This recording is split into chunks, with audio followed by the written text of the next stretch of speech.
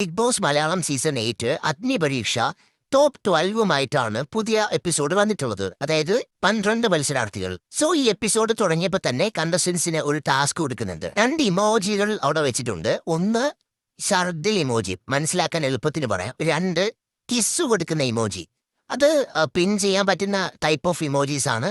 So ഓരോരുത്തരായിട്ട് അവതാരകയായിട്ടുള്ള റെനീഷ വിളിക്കും. അവർ വന്നിട്ട് അവർക്കൊട്ടും ഇഷ്ടമില്ലാത്ത ഒരാള്, ഇഷ്ടമുള്ള ഒരാള് അവരെ വിളിക്കണം. അതിന്റെ റീസൺ പറയണം, ഇമോജി കുത്തി കൊടുക്കണം. അതാണ് ടാസ്ക്. ആദ്യം പൂജയാണ് വിളിച്ചത്. നമ്മൾ ഈ വീഡിയോയിൽ പൂജയുടെ ഒപ്പീനിയൻ മാത്രമാണ് നോക്കുന്നത്. സോ പൂജ വന്നു. പൂജയ്ക്ക് ഒട്ടും ഇഷ്ടമില്ലാത്ത ആളായിട്ട് വിളിച്ചത് നമ്മുടെ ശ്യാമിനെയാണ്. ഇഷ്ടമുള്ള ആളായിട്ട് വിളിച്ചത് നമ്മുടെ ഷിബിനെയാണ്. ആദ്യം ഷിബിന എന്തുകൊണ്ട് ഇഷ്ടമായി എന്നുള്ളത് പറയാം. പൂജ പറയുന്നത് ഒരു BB മെറ്റീരിയൽ ആയിട്ട് തോന്നിയിട്ടുണ്ട്.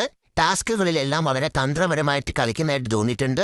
ഷിബിനെ എല്ലായ്പ്പോഴും വിസിബിൾ ആയിട്ടുള്ള ഒരു കണ്ടസ്റ്റന്റ് ആയിട്ട് തോന്നിയിട്ടുണ്ട്. ഒരു BB മെറ്റീരിയൽ ആണ് എന്നാണ് പൂജ പറഞ്ഞത്. അപ്പൊ അതുകൊണ്ട് പൂജയ്ക്ക് ഇഷ്ടമുള്ള ആള് ഷിബിനെയാണ്, ഇഷ്ടമില്ലാത്തത് ശ്യാം.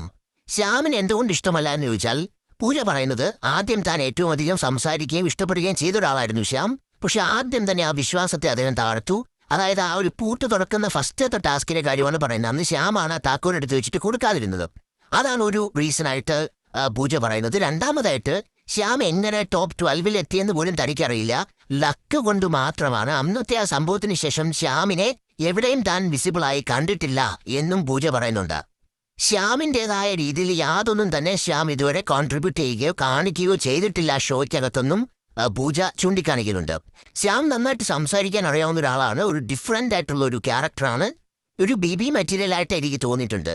അതേസമയം പൂജ പറഞ്ഞതിനകത്ത് കുറച്ച് വസ്തുതയുണ്ട്. ശ്യാമിനേക്കാൾ നല്ല മത്സരാർത്ഥികൾ ബിഗ് ബോസിൽ നിന്ന്, അഥവാ അഗ്നിപരീക്ഷയിൽ നിന്ന് ഇതിനോടകം പുറത്തു പോയിട്ടുണ്ട്. ടോപ്പ് 12 ഈ ശ്യാം എത്തിയതിൽ കുറച്ച് ലക്കുണ്ടായി എന്നതിനോട് ഞാൻ വ്യക്തിപരമായി എനിക്കും തോന്നിയിട്ടുണ്ട്. ഞാൻ യോജിക്കുന്നു. പ്രേക്ഷകരുടെ അഭിപ്രായം തീർച്ചയായും കമന്റ് ചെയ്യൂ.